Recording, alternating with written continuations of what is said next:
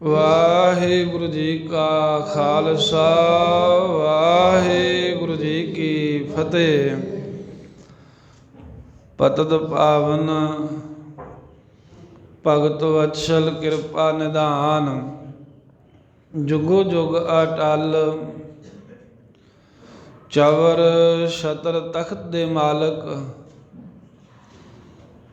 ਧੰਨ ਧੰਨ ਸ੍ਰੀ ਗੁਰੂ ਗ੍ਰੰਥ ਸਾਹਿਬ ਮਹਾਰਾਜ ਜੀ ਦੀ ਪਰਮ ਪਵਿੱਤਰ ਸਤ ਸੰਗਤ ਹਜ਼ੂਰੀ ਦੇ ਅੰਦਰ ਨਾਵੇਂ ਪਾਤਸ਼ਾਹ ਧੰਨ ਧੰਨ ਸਾਹਿਬ ਸ੍ਰੀ ਗੁਰੂ ਤੇਗ ਬਹਾਦਰ ਸਾਹਿਬ ਮਹਾਰਾਜ ਜੀ ਦੇ ਮਹਾਨ ਪਾਵਨ ਪਵਿੱਤਰ ਬੰਦਗੀ ਅਸਥਾਨ ਗੁਰਦੁਆਰਾ ਸ੍ਰੀ ਭੋਰਾ ਸਾਹਿਬ ਜੀ ਵਿਖੇ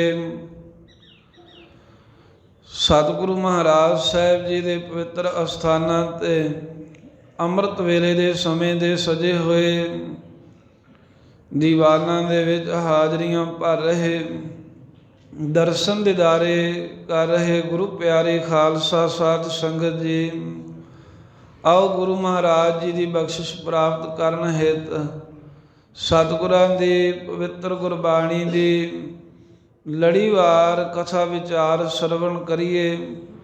ਮਹਾਰਾਜ ਸਾਹਿਬ ਦੇ ਚਰਨਾਂ ਦਾ ਧਰੋ ਧਿਆਨ, ਰਸਨਾ ਕਰੋ ਪਵਿੱਤਰ ਆਖੋ ਸਤਿਨਾਮ ਸ੍ਰੀ ਵਾਹਿਗੁਰੂ ਸਾਹਿਬ ਜੀ। ਸਤਿਨਾਮ ਸ੍ਰੀ ਵਾਹਿਗੁਰੂ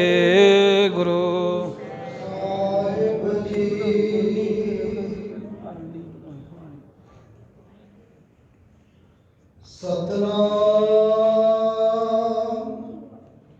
ਵਾਹਿਗੁਰੂ ਸਾਹਿਬ ਜੀ। ਮਾਝ ਮਹੱਲਾ ਚੌਥਾ। ਧੰਨ ਧੰਨ ਸ੍ਰੀ ਗੁਰੂ ਗ੍ਰੰਥ ਸਾਹਿਬ ਮਹਾਰਾਜ ਜੀ ਦੇ ਪਰਮ ਪਵਿੱਤਰ ਅੰਗ 129 ਦੇ ਅਖੀਰ ਤੋਂ ਅੱਜ ਦਾ ਪਾਵਨ ਪਵਿੱਤਰ ਉਪਦੇਸ਼ ਪ੍ਰਾਰੰਭ ਹੁੰਦਾ ਹੈ। ਮਾਝ ਰਾਗ ਦੇ ਅੰਦਰ ਮਾਝ ਮਹੱਲਾ ਚੌਥਾ, ਚੌਥੇ ਪਾਤਸ਼ਾਹ ਧੰਨ ਧੰਨ ਸ੍ਰੀ ਗੁਰੂ ਰਾਮਦਾਸ ਮਹਾਰਾਜ ਜੀ ਬਖਸ਼ਿਸ਼ ਕਰ ਰਹੇ ਨੇ। ਪਹਿਲਾਂ 32 ਅਸ਼ਟਪਦੀਆਂ ਗੁਰੂ ਅਮਰਦਾਸ ਸਾਹਿਬ ਜੀ ਦੀਆਂ ਸਰਵਣ ਕੀਤੀਆਂ। ਇੱਕ ਗੁਰੂ ਨਾਨਕ ਦੇਵ ਮਹਾਰਾਜ ਜੀ ਦੀ ਅਸ਼ਟਪਦੀ ਸਮਾਪਤ ਹੋਈ, ਸਰਵਣ ਕੀਤੀ। 33 ਸਮਾਪਤ ਹੋਈਆਂ ਨੇ ਤੀਸਰੇ ਪਾਤਸ਼ਾਹ ਦੇ ਸਮੇਤ। ਸਿੱਖ ਸੰਗਤਾਂ ਨੇ ਬੇਨਤੀ ਕੀਤੀ ਗੁਰੂ ਰਾਮਦਾਸ ਸਾਹਿਬ ਜੀ ਨੂੰ ਵੀ ਮਹਾਰਾਜ ਇਵੇਂ ਗੁਰੂ ਨਾਨਕ ਦੇਵ ਸਾਹਿਬ ਗੁਰੂ ਅਮਰਦਾਸ ਜੀ ਨੇ ਜਿਸ ਲੈ ਦੇ ਵਿੱਚ ਮਾਝ ਰਾਗ ਦੀਆਂ ਅਸ਼ਟਪਦੀਆਂ ਉਚਾਰਨ ਕੀਤੀਆਂ ਨੇ, ਆਪ ਵੀ ਸਾਨੂੰ ਮਾਝ ਦੁਆਰਾ ਪਵਿੱਤਰ ਉਪਦੇਸ਼ ਦੇਣਾ ਕਰੋ। ਦੁੱਖ ਭੰਜਨੀ ਬੇਰੀ ਹੇਠਾਂ ਸ੍ਰੀ ਅੰਮ੍ਰਿਤਸਰ ਸਾਹਿਬ ਦੀ ਧਰਤੀ 'ਤੇ ਦੀਵਾਨ ਸਜਿਆ ਹੋਇਆ ਸੀ। ਮਹਾਰਾਜ ਸੰਗਤਾਂ ਨੂੰ ਨਿਹਾਲ ਕਰ ਰਹੇ, ਕਹਿੰਦੇ ਗੁਰਸਿੱਖੋ ਜਿਵੇਂ ਆਪ ਜੀ ਦੀ ਭਾਵਨਾ, ਕਿਉਂਕਿ ਜਿਵੇਂ ਪਪੀਹਾ ਸਵਾਂਤੀ ਬੂੰਦ ਚਾਹੁੰਦਾ ਹੈ ਅਤੇ ਪ੍ਰਯੋ ਕਰਦਾ ਹੈ, ਜਦੋਂ ਸਵਾਂਤੀ ਬੂੰਦ ਪ੍ਰਾਪਤ ਹੋਵੇ ਉਦੋਂ ਉਹਨੂੰ ਠੰਡ ਅਤੇ ਸ਼ਾਂਤੀ ਪ੍ਰਾਪਤ ਹੁੰਦੀ ਹੈ। ਇਸੇ ਤਰ੍ਹਾਂ ਧੰਨ ਗੁਰੂ ਰਾਮਦਾਸ ਸਾਹਿਬ ਜੀ ਮਹਾਰਾਜ ਆਪਣੇ ਸਿੱਖਾਂ ਨੂੰ ਉਪਦੇਸ਼ ਦੇਣ ਦੇ ਵਾਸਤੇ ਮਾਝ ਰਾਗ ਦੀ ਇੱਕ ਅਸ਼ਟਪਦੀ ਗੁਰੂ ਰਾਮਦਾਸ ਚੌਥੇ ਪਾਤਸ਼ਾਹ ਨੇ ਉਚਾਰੀ ਹੈ। ਮਾਝ ਰਾਗ ਦਾ ਨਾਮ ਹੈ ਮਹੱਲਾ ਚੌਥਾ। ਮਹੱਲਾ ਅਰਬੀ ਵਿੱਚ ਪਾਤਸ਼ਾਹ ਨੂੰ ਕਹਿੰਦੇ ਨੇ, ਸੰਸਕ੍ਰਿਤ ਵਿੱਚ ਇਹਦਾ ਹੀ ਅਰਥ ਸਰੂਪ ਬਣ ਜਾਂਦਾ। ਭਾਵ ਇੱਕੋ ਹੀ ਹੈ ਵੀ ਚੌਥੇ ਪਾਤਸ਼ਾਹ ਗੁਰੂ ਨਾਨਕ ਸਾਹਿਬ ਦੇ ਚੌਥੇ ਸਰੂਪ ਧੰਨ ਧੰਨ ਸ੍ਰੀ ਗੁਰੂ ਰਾਮਦਾਸ ਮਹਾਰਾਜ ਬਖਸ਼ਿਸ਼ ਕਰਦੇ ਹਨ।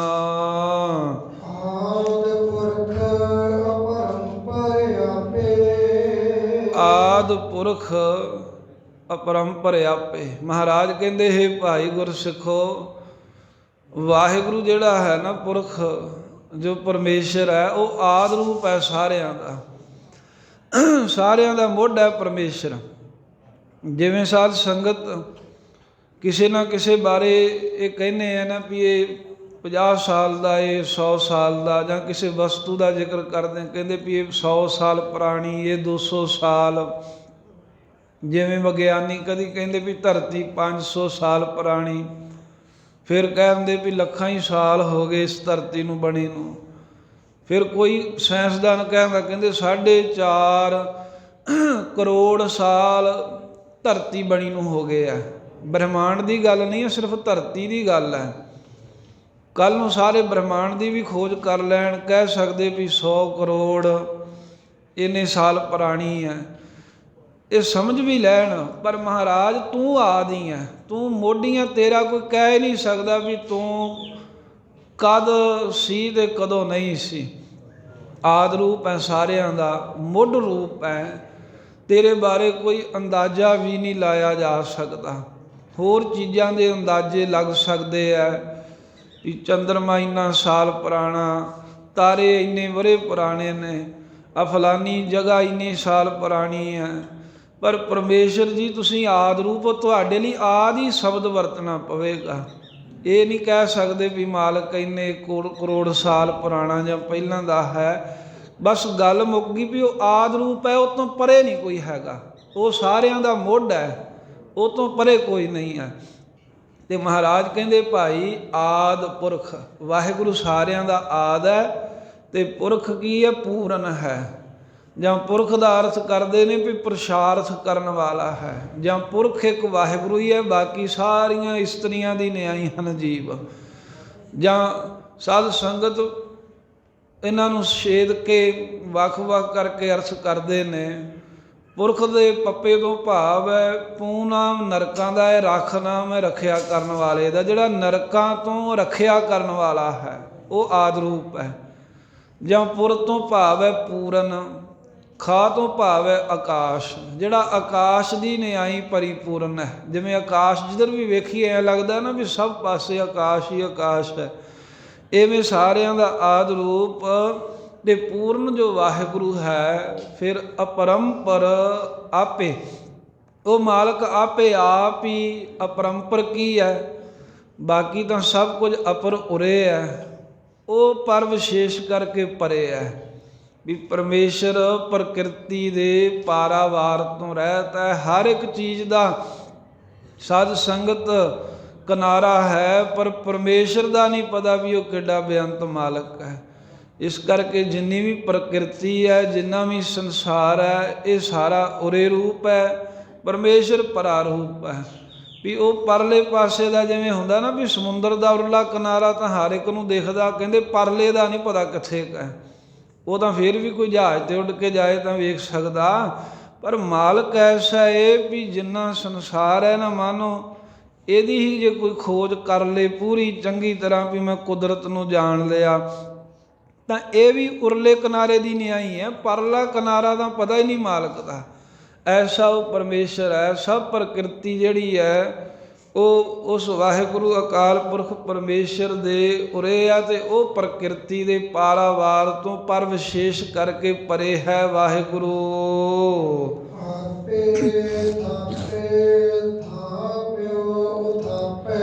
ਆਪੇ ਥਾਪੇ, ਆਪ ਹੀ ਉਸ ਪਰਮੇਸ਼ਰ ਨੇ ਜਿਵੇਂ ਸੂਖਮ ਤੱਤਾਂ ਦੁਆਰਾ 17 ਸੂਖਮ ਤੱਤਾਂ ਦੇ ਰਾਹੀਂ ਸੂਖਮ ਸਰੀਰ ਥਾਪੇ ਹਨ। ਜਾਂ ਆਪ ਹੀ ਉਸ ਪਰਮੇਸ਼ਰ ਨੇ ਥਾਪੇ ਕੀ ਹੈ ਵੀ 5 ਤੱਤ ਥਾਪੇ ਨੇ। 5 ਤੱਤਾਂ ਦੇ ਰਾਹੀਂ ਆਪ ਹੀ ਥਾਪ ਸ੍ਰਿਸ਼ਟੀ ਨੂੰ ਪਰਮੇਸ਼ਰ ਨੇ ਪੈਦਾ ਕੀਤਾ, ਤੇ ਪੈਦਾ ਕੀਤੇ ਹੋਏ ਦੀ ਆਪ ਹੀ ਪਾਲਣਾ ਕਰਦਾ ਹੈ। ਤੇ ਆਪ ਹੀ ਉਹ ਥਾਪੇ ਕੀ ਹੈ ਵੀ ਪੁੱਟ ਕੇ ਰੱਖ ਦਿੰਦਾ, ਨਾਸ਼ ਕਰ ਦਿੰਦਾ ਹੈ। ਭਾਵ ਕਿ ਪਰਮੇਸ਼ਰ ਨੇ ਆਪ ਹੀ ਥਾਪੇ ਸੰਸਾਰ ਦੀ ਰਚਨਾ ਕੀਤੀ ਹੈ, ਅਤੇ ਥਾਪੇ ਹੋਏ ਦੀ ਆਪ ਹੀ ਥਾਪ ਤੋਂ ਭਾਵ ਪਾਲਣਾ ਕਰਦਾ ਹੈ। ਤੇ ਆਪ ਹੀ ਜਿਹਦੀ ਪਾਲਣਾ ਕਰਦਾ ਹੈ, ਪਰਾਲਬਧ ਪੂਰੀ ਹੋਈ ਤੋਂ ਜਾਂ ਜਦੋਂ ਮਨ ਕਰੇ ਉਹ ਥਾਪੇ ਕਹਿੰਦੇ ਵੀ ਪੁੱਟ ਕੇ ਸਿੱਟ ਦਿੰਦਾ, ਸਭ ਸ੍ਰਿਸ਼ਟੀ ਨੂੰ ਨਾਸ਼ ਕਰ ਦਿੰਦਾ ਏ।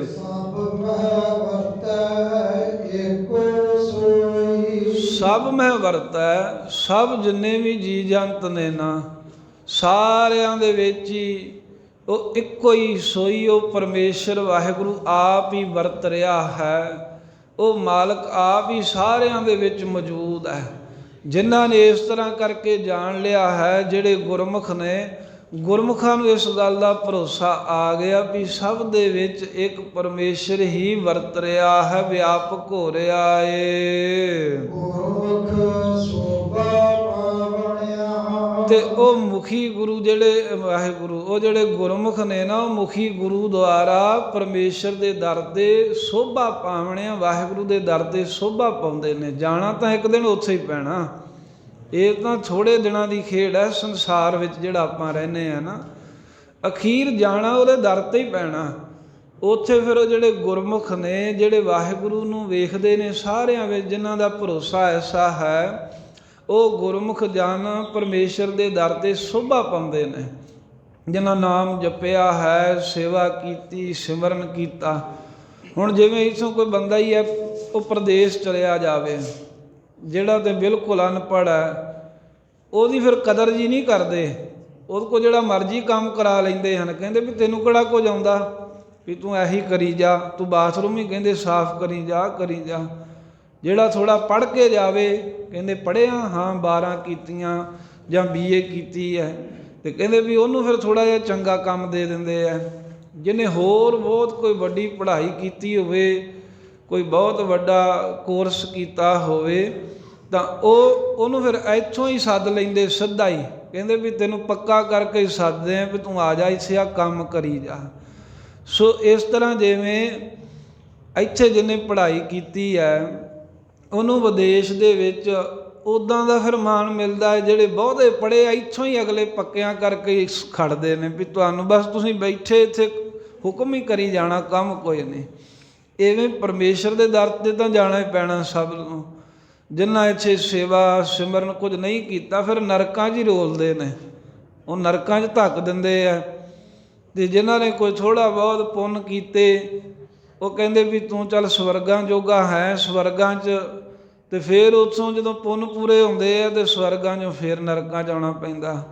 ਪਰ ਇੱਕ ਉਹ ਹੈ ਜਿਨ੍ਹਾਂ ਨੇ ਕਮਾਈ ਕੀਤੀ ਜੀਵਨ ਵਿੱਚ, ਸਦਾ ਹੀ ਨਾਮ ਹੀ ਜਪਦੇ ਰਹੇ, ਉਹ ਇੱਥੋਂ ਹੀ ਸੱਚਖੰਡ ਦੇ ਵਾਸੀ ਹੋ ਜਾਂਦੇ ਜਿੰਨਾ ਚਿਰ ਜਿਉਂਦੇ। ਫਿਰ ਅੱਗੇ ਵੀ ਪਰਮੇਸ਼ਰ ਉਹਨਾਂ ਨੂੰ ਆਪਣੇ ਸਰੂਪ ਵਿੱਚ ਅਭੇਦ ਕਰ ਲੈਂਦਾ। ਉਹ ਹਰੀ ਮਾਲਕ ਦੇ ਦਰ ਦੇ ਉੱਤੇ ਸੋਭਾ ਵਡਿਆਈ ਨੂੰ ਪਾਵਣਿਆਂ ਪਾਉਂਦੇ ਹਨ, ਜਿਹੜੇ ਗੁਰਮੁਖ ਇੱਕ ਪਰਮੇਸ਼ਰ ਨੂੰ ਵੇਖਦੇ ਜਾਣਦੇ ਹਨ।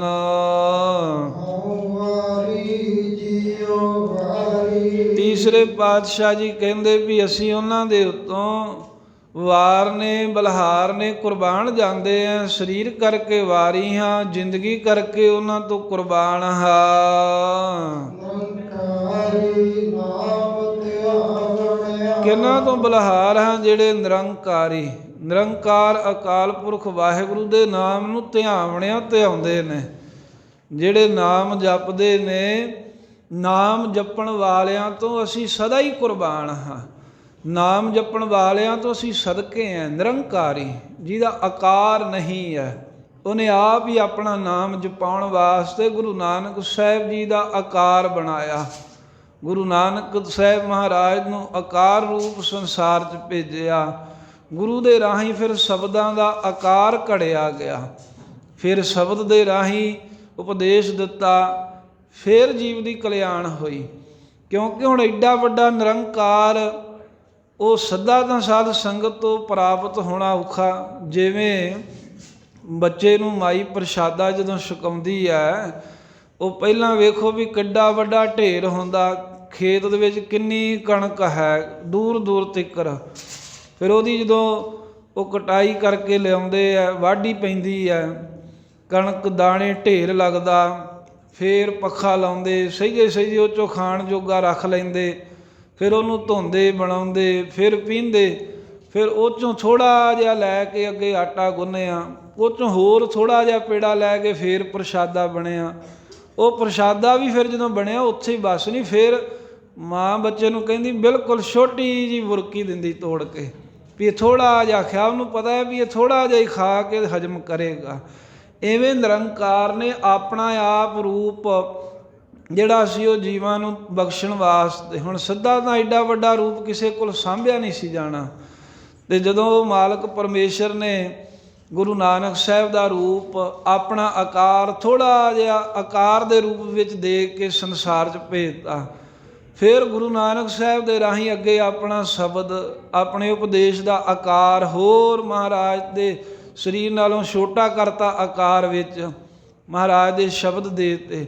ਸ਼ਬਦਾਂ ਦੇ ਵਿੱਚੋਂ ਵੀ ਉਹਦੇ ਵਿੱਚੋਂ ਇੱਕ ਇੱਕ ਮਹਾਰਾਜ ਸਾਹਿਬ ਜੀ ਨੇ ਜੋ ਤੁਕ ਬਖਸ਼ ਦਿੱਤੀ ਵੀ ਨਾਮ ਜਪੋ, ਸੇਵਾ ਕਰੋ, ਸਿਮਰਨ ਕਰੋ। ਅਤੇ ਨਾਮ ਦਾ ਆਕਾਰ ਕਰਕੇ ਨਾਮ ਦੇ ਅੱਖਰ ਹੋਰ ਸੂਖਮ ਹੋ ਗਏ। 2 ਸ਼ਬਦ ਹੋ ਗਏ ਵੀ ਨਾਮ ਇਹ ਜਪਣਾ ਹੈ, 2 ਮੇਲ ਕੇ 4 ਕਰਤੇ ਵੀ ਵਾਹਿਗੁਰੂ ਜਪਣਾ ਹੈ। ਉਹ ਨਿਰੰਕਾਰ ਪਰਮੇਸ਼ਰ ਜਿਹੜਾ ਏ ਉਹਨੇ ਆਪ ਹੀ ਗੁਰੂ ਨਾਨਕ ਦੇ ਰਾਹੀਂ ਆਪਣੀ ਬਾਣੀ ਦਾ ਆਕਾਰ ਜਿਹੜਾ ਹੈ ਸਿਮਰਨ ਕਰਾਉਣ ਦੇ ਵਾਸਤੇ ਬਖਸ਼ਿਆ। ਅਤੇ ਜਿਹੜੇ ਮਹਾਰਾਜ ਕਹਿੰਦੇ ਉਹ ਪਰਮੇਸ਼ਰ ਦੇ ਨਾਮ ਨੂੰ ਜਪਦੇ ਹਨ, ਧਿਆਉਂਦੇ ਹਨ, ਉਹਨਾਂ ਗੁਰਮੁਖਾਂ ਤੋਂ ਅਸੀਂ ਕੁਰਬਾਨ ਜਾਂਦੇ ਹਾਂ, ਉਹਨਾਂ ਤੋਂ ਸਦਕੇ ਜਾਂਦੇ ਹਾਂ। ਇਸ ਰੂਪ ਨਾ ਰੇਖਿਆ ਘਟ ਘਟ ਦੇਖਿਆ, ਇਸ ਰੂਪ ਨਾ ਰੇਖਿਆ। ਉਸ ਵਾਹਿਗੁਰੂ ਦਾ ਮਹਾਰਾਜ ਸਾਹਿਬ ਜੀ ਕਹਿੰਦੇ ਵੀ ਕਿਸੇ ਨੇ ਵੀ ਨਾ ਕਾਲਾ ਗੋਰਾ ਇਹੋ ਜਿਹਾ ਕਿਸੇ ਤਰ੍ਹਾਂ ਦਾ ਰੂਪ ਨਹੀਂ ਵੇਖਣਾ ਕੀਤਾ ਵੀ ਉਹਦਾ ਕੋਈ ਰੂਪ ਕਿਹੋ ਜਿਹਾ ਹੈ। ਪਰਮੇਸ਼ਰ ਦਾ ਰੂਪ ਕੋਈ ਨਹੀਂ ਹੈ। ਨਾ ਰੇਖਿਆ ਅਤੇ ਨਾ ਹੀ ਜਿਵੇਂ ਮਸ਼ਕਸ਼ ਆਦਿਕ ਰੇਖਾ ਹੁੰਦੀਆਂ ਨੇ, ਉਸ ਵਾਹਿਗੁਰੂ ਦੀ ਕਿਸੇ ਪ੍ਰਕਾਰ ਦੀ ਇਹੋ ਜਿਹੀ ਕੋਈ ਰੇਖਾ ਨਹੀਂ ਹੈ।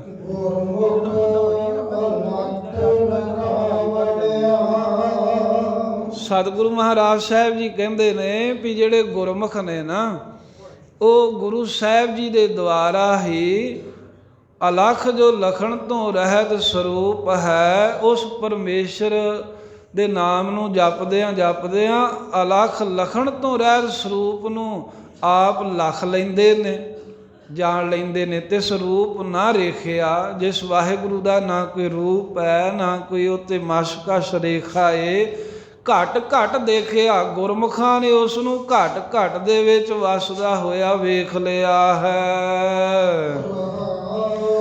ਗੁਰਮੁਖ ਅਲਖ ਲਖਾਵਣਿਆ, ਮੁਖੀ ਗੁਰਾਂ ਦੁਆਰਾ ਜੋ ਅਲਖ ਲਖਣ ਤੋਂ ਰਹਿਤ ਸਰੂਪ ਹੈ, ਉਹ ਮਾਲਕ ਦੇ ਸਰੂਪ ਨੂੰ ਆਪ ਲਖ ਲਿਆ ਹੈ। ਗੁਰਮੁਖ ਪਿਆਰਿਆਂ ਨੇ ਲਖਣਾ ਕੀ ਹੁੰਦਾ ਵੀ ਜਾਣਨਾ, ਪਰਮੇਸ਼ਰ ਦੇ ਸਰੂਪ ਨੂੰ ਆਪ ਜਾਣ ਲਿਆ ਤੇ ਹੋਰਾਂ ਨੂੰ ਵੀ ਲਖਾਵਣਿਆ ਜਣਾ ਦਿੰਦੇ ਨੇ। ਆਪ ਦਰਸ਼ਨ ਕਰਕੇ ਨਿਹਾਲ ਨੇ, ਹੋਰਾਂ ਨੂੰ ਵੀ ਗੁਰਮੁਖ ਦਰਸ਼ਨ ਕਰਾ ਕੇ ਨਿਹਾਲ ਕਰ ਦਿੰਦੇ ਹਨ। ਵਿਸ਼ਰਾਮ ਦੇ ਕੇ ਸ਼ਬਦ ਦੀ ਅਸਥਾਈ ਮਹਾਰਾਜ ਸਾਹਿਬ ਜੀ ਬਖਸ਼ਿਸ਼ ਕਰਦੇ ਹਨ। ਤੂੰ ਦਇਆਲ ਕਿਰਪਾਲ ਪ੍ਰਭ ਸੋਈ, ਤੂੰ ਦਇਆਲ, ਉਧਰੋਂ ਅਰਥ ਕਰਾਂਗੇ ਨਾ, ਤੂੰ ਦਇਆਲ ਕਿਰਪਾਲ। ਮਹਾਰਾਜ ਕਹਿੰਦੇ ਹੇ ਵਾਹਿਗੁਰੂ ਜੀ ਤੂੰ ਕੈਸਾ ਹੈ, ਤੁਸੀਂ ਆਪ ਜੀ ਦਇਆਲ, ਦਇਆ ਦੇ ਆਲੇ, ਦਇਆ ਦੇ ਘਰ ਹੋ। ਤੁਸੀਂ ਮਹਾਰਾਜ ਦਇਆਵਾਨ ਹੋ, ਸਦਾ ਹੀ ਦਇਆ ਕਰਦੇ ਹੋ। ਫਿਰ ਕਿਰਪਾਲੂ ਸਰੂਪ, ਹਰ ਸਮੇਂ ਕਿਰਪਾ ਕਰੀ ਜਾਂਦੇ। ਐਸਾ ਦਿਆਲੂ, ਐਸਾ ਕਿਰਪਾਲੂ ਹੈ ਵੀ ਜਿਹੜਾ ਜੀਵ ਹੈ ਮਹਾਰਾਜ, ਅਸੀਂ ਜਿਹੜੇ ਜੀਵ ਹੈ ਨਾ ਬਥੇਰੇ ਕੁਕਰਮ ਕਰਦੇ ਹੈ, ਪਰ ਫਿਰ ਵੀ ਉਹ ਮੌਕਾ ਦਈ ਜਾਂਦਾ ਵੀ ਇਹਨਾਂ ਦਾ ਭਲਾ ਹੋ ਹੀ ਜਾਵੇ। ਇਹ ਸਬਰ ਹੀ ਜਾਣ ਕਿਸੇ ਢੰਗ ਦੇ ਨਾਲ, ਕਿਉਂਕਿ ਉਹਨੂੰ ਪਤਾ ਵੀ ਜਿਹੜੇ ਤਾਂ ਕਰਮ ਲਿਖੇ ਹੈ, ਜੋ ਪਰਾਲਬਧ ਹੈ, ਇਹਨਾਂ ਦੇ ਕਰਮਾਂ ਅਨੁਸਾਰ ਪਰਾਲਬਧ ਤੇ ਮੈਂ ਹੀ ਲਿਖੀ ਹੈ ਵੀ ਇਹ ਹੁਣ ਵਿਚਾਰਿਆਂ ਦਾ ਕਸੂਰ ਕੋਈ ਨਹੀਂ, ਪਰ ਇਹਨਾਂ ਨੂੰ ਕੱਢੀਏ ਕਿਸੇ ਢੰਗ ਦੇ ਨਾਲ। ਜਿਵੇਂ ਕਈ ਵਾਰਾਂ ਕੋਈ ਸੱਜਣ ਮਿੱਤਰ ਹੋਣ, ਕੋਈ ਇੱਕ ਬੰਦਾ ਡੁੱਬਦਾ ਜਾਵੇ, ਕੋਈ ਉਹਦਾ ਬਹੁਤਾ ਹੀ ਕਹਿੰਦੇ ਨੁਕਸਾਨ ਹੋਵੇ, ਉਹ ਸਲਾਹ ਕਰਦੇ ਕਹਿੰਦੇ ਹੈ ਤਾਂ ਇਹ ਮਾੜਾ ਹੀ ਹੈ ਪਰ ਫਿਰ ਵੀ ਆਪਣਾ ਆ, ਇਹ ਕਿਵੇਂ ਨਾ ਕਿਵੇਂ ਕਹਿੰਦੇ ਵੀ ਇਹਦੀ ਮਦਦ ਕਰੀਏ, ਹੁਣ ਆਪਾਂ ਬਾਂਹ ਫੜੀਏ ਇਹਦੀ, ਨਹੀਂ ਤੇ ਡੁੱਬ ਜੂਗਾ। ਇਸੇ ਤਰ੍ਹਾਂ ਪਰਮੇਸ਼ਰ ਨੂੰ ਪਤਾ ਹੈ ਵੀ ਕਰਮ ਤਾਂ ਇਹਨਾਂ ਦੇ ਜਿੱਦਾਂ ਦੇ ਉਸੇ ਤਰ੍ਹਾਂ ਦੀ ਪਰਾਲਿਖਤ ਲਿਖਤੀ ਹੈ, ਕਰਤੂਤਾਂ ਦਾ ਮੇਰੀ ਲਿਖਤ ਅਨੁਸਾਰ ਹੀ ਕਰ ਰਹੇ ਆ ਜਾ ਕੇ, ਪਰ ਫਿਰ ਵੀ ਕਹਿੰਦੇ ਵੀ ਕੱਢੀਏ ਇਹਨਾਂ ਨੂੰ। ਗੁਰੂ ਰੂਪ ਹੋ ਕੇ ਸੰਸਾਰ 'ਚ ਆਉਂਦਾ ਵੀ ਗੁਰੂ ਦੇ ਰਾਹੀਂ ਬਚਾ ਲਈਏ ਇਹਨਾਂ ਨੂੰ, ਜਿੰਨਾ ਬਚਾਅ ਹੋਵੇ ਇਹਨਾਂ ਜੀਵਾਂ ਦੀ ਕਲਿਆਣ ਕਰ ਦਈਏ। ਉਹ ਮਾਲਕ ਫਿਰ ਭੁੱਲਾਂ ਵੇਖਦਾ ਰਹਿੰਦਾ, ਪਰ ਫਿਰ ਵੀ ਜੇ ਕੋਈ ਆਖੇ ਮਹਾਰਾਜ ਗਲਤੀ ਹੋ ਗਈ, ਉਹ ਦਇਆਵਾਨ ਐਸਾ ਵੀ ਕਿਰਪਾ ਕਰ ਦਿੰਦਾ ਹੈ।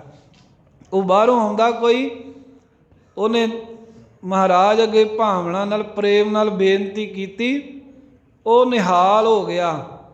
ਜਿਹੜੇ ਨੇੜੇ ਬੈਠੇ ਸਨ ਕਈ ਵਰਿਆਂ ਦੇ, ਕਹਿੰਦੇ ਮਹਾਰਾਜ ਅਸੀਂ ਇੰਨੇ ਚਿਰ ਦੇ ਤੁਹਾਡੇ ਕੋਲ ਬੈਠਦੇ ਹਾਂ, ਉਹਨੂੰ ਤੁਸੀਂ ਝੱਟ ਹੀ ਨਿਹਾਲ ਕਰਤਾ। ਸਾਹਿਬ ਕਹਿੰਦੇ ਤੁਸੀਂ ਤਾਂ ਮੇਰੀ ਗੋਦ ਵਿੱਚ ਹੈ ਹੀ, ਉਹ ਭੁੱਲਾ ਫਿਰਦਾ ਸੀ, ਭਟਕਿਆ ਫਿਰਦਾ ਸੀ, ਇਸ ਕਰਕੇ ਉਹਨੂੰ ਨਿਹਾਲ ਕਰਤਾ। ਪ੍ਰੇਮ ਦੀ ਖਿੱਚ ਹੈ ਮਹਾਰਾਜ, ਪ੍ਰੇਮ ਦੇ ਨਾਲ ਕਿਰਪਾ ਕਰ ਦਿੰਦੇ ਨੇ, ਬੜਾ ਹੀ ਦਇਆਲੂ ਹੈ। ਮਾਈ ਭਾਗ ਭਰੀ ਸਾਧ ਸੰਗਤ, ਉਹਨੇ ਗੁਰੂ ਹਰਗੋਬਿੰਦ ਸਾਹਿਬ ਜੀ ਲਈ ਇੱਕ ਕੱਪੜੇ ਦਾ ਟੁਕੜਾ ਜਿਹਾ ਹੀ ਸੀ, ਉਹ ਕੀ ਸੀ, ਖੱਦਰ ਜਿਹਾ, ਉਹ ਦੇਣ ਵਾਸਤੇ ਕਹਿੰਦੀ ਮਹਾਰਾਜ ਮੇਰੀ ਇੱਛਾ ਹੈ ਵੀ ਇਹਦਾ ਚੋਲਾ ਬਣਾ ਕੇ ਤੁਸੀਂ ਪਾਓ, ਪਰ ਹੁਣ ਮੈਂ ਆਵਾਂ ਕਿਵੇਂ, ਬੁੱਢੜੀ ਹੋ ਗਈ ਹਾਂ, ਤੁਸੀਂ ਆਪ ਹੀ ਆ ਕੇ ਲੈ ਜਾਓ। ਇੱਕ ਕੱਪੜੇ ਦਾ ਟੁਕੜਾ ਲੈਣ ਦੇ ਲਈ ਪ੍ਰੇਮ ਦੇ ਖਿੱਚੇ ਹੋਏ ਦਇਆਲੂ ਸਤਿਗੁਰੂ ਗੁਰੂ ਹਰਗੋਬਿੰਦ ਸਾਹਿਬ ਕਸ਼ਮੀਰ ਦੇ ਵਿੱਚ ਪਹਾੜਾਂ ਦੇ ਵਿੱਚ ਦੀ ਹੁੰਦੇ ਹੋਏ ਪਹੁੰਚ ਗਏ ਮਾਈ ਦੇ ਘਰੇ। ਲਿਆ ਮਾਈ ਬਸਤਰ ਬਣਾਇਆ, ਕਹਿੰਦੇ ਤੂੰ ਸਾਡੇ ਵਾਸਤੇ। ਪ੍ਰੇਮ ਦੀ ਖਿੱਚ ਸੀ ਨਾ। ਬਲਾਕੀ ਦਾਸ ਢਾਕੇ ਦਾ ਮਸੰਦ, ਉਹਦੀ ਮਾਤਾ, ਉਹਨੇ ਮਹਾਰਾਜ ਗੁਰੂ ਤੇਗ ਬਹਾਦਰ ਸਾਹਿਬ ਨੂੰ ਚੇਤੇ ਕੀਤਾ। ਮਹਾਰਾਜ ਲਈ ਪਲੰਘ ਬਣਾ ਕੇ ਬੈਠੀ ਸੀ। ਹੁਣ ਮਹਾਰਾਜ ਨੂੰ ਪਲੰਘਾਂ ਦੀ ਤਾਂ ਘਾਟ ਕੋਈ ਨਹੀਂ, ਪਰ ਅੰਦਰ ਦਾ ਪ੍ਰੇਮ ਵੇਖ ਕੇ ਦਇਆਲ ਹੋ ਜਾਂਦੇ ਨੇ। ਮਹਾਰਾਜ ਇਹ ਪਲੰਘਾ ਜਿਹੜਾ ਇੱਥੇ ਆ ਕੇ ਬਹੁ, ਤੁਸੀਂ ਬੈਠੇ ਹੋ, ਮੈਂ ਤੁਹਾਨੂੰ ਵੇਖਾਂ, ਤੁਹਾਡੀ ਆਰਤੀ ਉਤਾਰਾਂ, ਦਰਸ਼ਨ ਕਰਾਂ। ਉਹ ਮਾਈ ਬਜ਼ੁਰਗ ਇਹੋ ਹੀ ਯਾਦ ਕਰਦੀ, ਗੁਰੂ ਤੇਗ ਬਹਾਦਰ ਸਾਹਿਬ ਸੱਚੇ ਪਾਤਸ਼ਾਹ ਦੇ ਘਰੇ ਜਾ ਪਲੰਘੇ 'ਤੇ ਬੈਠ ਕੇ। ਫਿਰ ਕਹਿੰਦੀ ਮਹਾਰਾਜ ਹੁਣ ਚਿੱਤਰ ਬਣਾਉਣਾ, ਕਹਿੰਦੇ ਬਣਾ ਲਾ। ਉਹ ਫਿਰ ਮਹਾਰਾਜ ਦੀ ਤਸਵੀਰ ਵੀ ਬਣਵਾਈ, ਚਿਹਰਾ ਤਾਂ ਨਹੀਂ ਸੀ ਬਣਿਆ, ਉਹ ਮਹਾਰਾਜ ਨੇ ਆਪ ਬਣਾ ਦਿੱਤਾ ਗੁਰੂ ਤੇਗ ਬਹਾਦਰ ਸਾਹਿਬ ਨੇ। ਕੀਰਤਪੁਰ ਸਾਹਿਬ ਤੋਂ ਬਾਰ-ਬਾਰ ਜੰਗਲਾਂ ਨੂੰ ਰਾਹ ਜਿਹਾ ਜਾਂਦਾ, ਉੱਥੇ ਇੱਕ ਕੁਟੀਆ ਜੀ ਬਣਾ ਕੇ ਬਿਰਧ ਮਾਤਾ ਬਿਰਧਾ ਪ੍ਰੇਮਣ ਰਹਿ ਰਹੀ ਹੈ। ਗੁਰੂ ਹਰਿਰਾਏ ਸਾਹਿਬ ਕੀਰਤਪੁਰ ਸਾਹਿਬ ਨੇ, ਸੰਗਤਾਂ ਬੇਅੰਤ ਹੀ ਮਹਾਰਾਜ ਦੇ ਦਰਸ਼ਨ ਕਰਨ ਆਉਂਦੀਆਂ। ਬਿਰਧ ਮਾਈ ਕੋਲ ਕੁਝ ਹੈ ਨਹੀਂ ਹੈ, ਥੋੜ੍ਹੀ ਜਿਹੀ ਕਿਸੇ ਦੇ ਘਰ ਦਿਹਾੜੀ ਕੀਤੀ, ਕਿਸੇ ਦਾ ਘਰ ਦਾ ਕੰਮ ਕਰਾਇਆ, ਉੱਥੋਂ ਕੋਈ ਆਨੇ ਮਿਲੇ, ਉਹ ਲੈ ਆਈ ਅੰਨ ਖਰੀਦ ਕੇ, ਘਿਓ ਜਿਹਾ ਖਰੀਦ ਕੇ ਥੋੜ੍ਹਾ ਜਿਹਾ, ਜਿੰਨਾ ਕੁ ਖਰੀਦਿਆ ਉਹਦੇ 2 ਪ੍ਰਸ਼ਾਦੇ ਬਣੇ। ਚੰਗੀ ਤਰ੍ਹਾਂ ਇਸ਼ਨਾਨ ਕਰਕੇ 2 ਪ੍ਰਸ਼ਾਦੇ ਤਿਆਰ ਕਰ ਲਏ, ਉੱਤੇ ਘਿਓ ਖੰਡ ਰੱਖ ਕੇ। ਫਿਰ ਹੁਣ ਕਹਿੰਦੀ ਹੈ ਵੀ ਇਹ ਪ੍ਰਸ਼ਾਦੇ ਮੈਂ ਗੁਰੂ ਹਰਿਰਾਏ ਸਾਹਿਬ ਨੂੰ ਛਕਾਉਣੇ ਹਨ, ਅਤੇ ਨਾਲ ਬੇਨਤੀਆਂ ਕਰੀ ਜਾਂਦੀ ਹੈ ਵੀ ਮਹਾਰਾਜ ਮੈਂ ਤਾਂ ਬਿਰਧਾ, ਮੈਂ ਕਿੱਥੇ ਤੁਹਾਡੇ ਕੋਲ ਆ ਸਕਦੀ ਹਾਂ, ਵੀ ਜੇ ਆ ਵੀ ਗਈ ਤਾਂ ਮੈਨੂੰ ਵਿਚਾਰੀ ਬਿਰਧ ਨੂੰ ਕਿੰਨੇ ਉੱਥੇ ਅੱਗੇ ਲੰਘਣ ਦੇਣਾ, ਵੀ ਉੱਥੇ ਤਾਂ ਭੀੜ ਹੀ ਬਹੁਤ ਹੁੰਦੀ ਹੈ, ਕੀਰਤਪੁਰ ਸੰਗਤ ਹੀ ਬੜੀ ਹੁੰਦੀ, ਹੋ ਸਕਦਾ ਮੈਨੂੰ ਗਾਂਹ ਜਾਣ ਹੀ ਨਾ ਦੇਣ। ਜੇ ਮੈਂ ਆਖਾਂ ਵੀ ਗੁਰੂ ਨੂੰ ਪ੍ਰਸ਼ਾਦਾ ਛਕਾਉਣਾ, ਉਹ ਮੈਨੂੰ ਆਖਣਗੇ ਚੱਲ ਮਾਈ, ਗੁਰੂ ਸਾਹਿਬ ਨਹੀਂ ਛਕਦੇ ਹੁੰਦੇ। ਉਹ ਉੱਥੇ ਹੀ ਬੇਨਤੀਆਂ ਕਰਨ ਲੱਗ ਪਈ। ਰਾਹ 'ਤੇ ਖਲੋਤੀ ਹੈ ਅਤੇ ਕੀਰਤਪੁਰ ਸਾਹਿਬ ਵੱਲ ਵੇਖੀ ਜਾਂਦੀ ਹੈ ਵੀ ਮੈਂ ਤਾਂ ਨਹੀਂ ਆ ਸਕਦੀ, ਮਹਾਰਾਜ ਤੁਸੀਂ ਆ ਜਾਓ, ਇਹ 2 ਪ੍ਰਸ਼ਾਦੇ ਤੁਹਾਡੇ ਲਈ ਬਣਾਏ ਹੈ, ਆ ਕੇ ਛਕ ਲਓ। 2 ਹੀ ਨੇ ਮਹਾਰਾਜ, ਇਕੱਲਿਆਂ ਹੀ ਆਇਓ, ਹੋਰ ਨੂੰ ਛਕਾਉਣ ਜੋਗੇ ਵੀ ਨਹੀਂ ਹੈ। ਪ੍ਰੇਮ ਦੇ ਵਿੱਚ ਬੇਨਤੀਆਂ ਕਰੀ ਜਾਂਦੀ। ਗੁਰੂ ਹਰਿਰਾਏ ਸਾਹਿਬ ਸੰਗਤ ਦੇ ਵਿੱਚ ਇੱਕਦਮ ਉੱਠੇ, ਕਿੰਨੀ ਸੰਗਤ ਬੈਠੀ, ਸ਼ਿਕਾਰ ਦਾ ਬਹਾਨਾ ਬਣਾ ਕੇ ਕੁਝ ਨਾਲ ਸਿੱਖ ਵੀ ਤਿਆਰ ਹੋਏ। 7ਵੇਂ ਪਾਤਸ਼ਾਹ ਚੱਲ ਪਏ, ਘੋੜਾ ਦੌੜਾ ਕੇ ਬਾਕੀਆਂ ਨਾਲੋਂ ਅੱਗੇ ਕਰ ਲਿਆ। ਉਹਨਾਂ ਨੂੰ ਕਹਿੰਦੇ ਤੁਸੀਂ ਪਿੱਛੇ ਹੀ ਆਇਓ, ਸਾਡੇ ਮਗਰ ਨਾ ਆਇਓ। ਅਤੇ ਮਹਾਰਾਜ ਸਾਹਿਬ ਉੱਥੇ ਬਾਰ-ਬਾਰ ਮਾਈ ਦੇ ਸਾਹਮਣੇ ਆ ਖਲੋਤੇ। ਗੁਰੂ ਹਰਿਰਾਏ ਸਾਹਿਬ ਮਾਈ ਹੱਥ ਵਿੱਚ ਹੀ ਪ੍ਰਸ਼ਾਦੇ 2 ਫੜ ਕੇ ਖਲੋਤੀ ਹੈ, ਅਤੇ ਉਹ ਧਿਆਨ ਉੱਧਰ ਨੂੰ ਹੀ ਹੈ। ਮਹਾਰਾਜ ਸਾਹਮਣੇ ਵੀ ਆ ਗਏ ਨੇ, ਪਰ ਉਹਨੂੰ ਕੋਈ ਪਤਾ ਨਹੀਂ। ਉਹਦੀ ਸੁਰਤੀ ਲੱਗੀ ਆ ਵੀ ਕੀਰਤਪੁਰੋਂ ਮਹਾਰਾਜ ਆਉਣਗੇ, ਪ੍ਰਸ਼ਾਦਾ ਛਕਣਗੇ। ਸਤਿਗੁਰੂ ਕਹਿੰਦੇ ਮਾਈ ਲਿਆ ਕੁਝ ਛਕਣ ਨੂੰ, ਹੈ ਭੁੱਖ ਲੱਗੀ ਹੈ। ਉਹਨੂੰ ਸੁਣਿਆ ਹੀ ਨਹੀਂ। ਉਹਦੀ ਬਿਰਤੀ ਜਿਹੜੀ ਸੀ ਉਹ ਅੰਦਰੋਂ ਮਹਾਰਾਜ ਵੱਲ ਲੱਗੀ ਹੋਈ ਹੈ। ਸਾਹਮਣੇ ਖਲੋਤੇ ਪਾਤਸ਼ਾਹ ਨਹੀਂ ਦੇਖੇ। ਮਹਾਰਾਜ ਫੇਰ ਲੈ ਕਹਿਣ ਲੱਗੇ ਮਾਤਾ ਯਾਦ ਕਰਦੀ ਸੀ, ਆ ਗਏ। ਇੱਕਦਮ ਸੁਰਤ ਖੁੱਲ੍ਹੀ, ਵੇਖਿਆ ਵੀ ਗੁਰੂ ਹਰਿਰਾਏ ਸਾਹਿਬ। ਗੁਰੂ ਮਹਾਰਾਜ ਕਹਿੰਦੇ ਮਾਈ ਬਹੁਤ ਜ਼ਿਆਦਾ ਭੁੱਖ ਲੱਗੀ ਹੈ, ਤੇਰੇ ਕੋਲ ਕੁਝ ਖਾਣ ਨੂੰ ਹੈ ਤਾਂ ਲਿਆ। ਉਹ ਦੋਵੇਂ ਪ੍ਰਸ਼ਾਦੇ ਉਹਨੇ ਗੁਰੂ ਸਾਹਿਬ ਦੇ ਅੱਗੇ ਕਰ ਦਿੱਤੇ। ਐਸੀ ਪ੍ਰੇਮ ਵਿੱਚ ਲੀਨ, ਉਹਨੂੰ ਨਹੀਂ ਪਤਾ ਵੀ ਮਹਾਰਾਜ ਨੂੰ ਕਹਾਂ ਮਹਾਰਾਜ ਘੋੜੇ ਤੋਂ ਉਤਰ ਆਓ, ਘਰੇ ਬੈਠ ਜਾਓ, ਇੱਥੇ ਬੈਠ ਕੇ ਛਕ ਲਓ, ਜਲ ਲਿਆਵਾਂ, ਜਲ ਦੇ ਨਾਲ ਹੱਥ ਸਾਫ਼ ਕਰਾਵਾਂ। ਮਹਾਰਾਜ ਪ੍ਰੇਮ ਦੇ ਖਿੱਚੇ ਆਏ, ਘੋੜੇ 'ਤੇ ਚੜ੍ਹੇ ਚੜ੍ਹਾਏ, ਅਤੇ ਮਾਈ ਵੀ ਪ੍ਰੇਮ 'ਚ ਮਗਨ, ਗੁਰਾਂ ਨੂੰ ਪ੍ਰਸ਼ਾਦੇ ਘੋੜੇ 'ਤੇ ਹੀ ਫੜਾ, ਅਤੇ ਹੱਥ ਦੇ ਉੱਤੇ। ਸਤਿਗੁਰਾਂ ਵੀ ਉਹ ਗੋਲ ਜਿਹਾ ਕਰਕੇ ਵੱਟ ਕੇ ਦੋਵੇਂ ਪ੍ਰਸ਼ਾਦੇ ਮਾਈ ਦੇ ਪ੍ਰੇਮ ਨਾਲ ਛਕ ਕੇ ਘੋੜੇ ਨੂੰ ਅੱਡੀ ਲਾਈ ਜਾਂਦੇ ਆ। ਇੰਨਾ ਕਹਿ ਗਏ ਮਾਈ ਨਿਹਾਲ ਨਿਹਾਲ।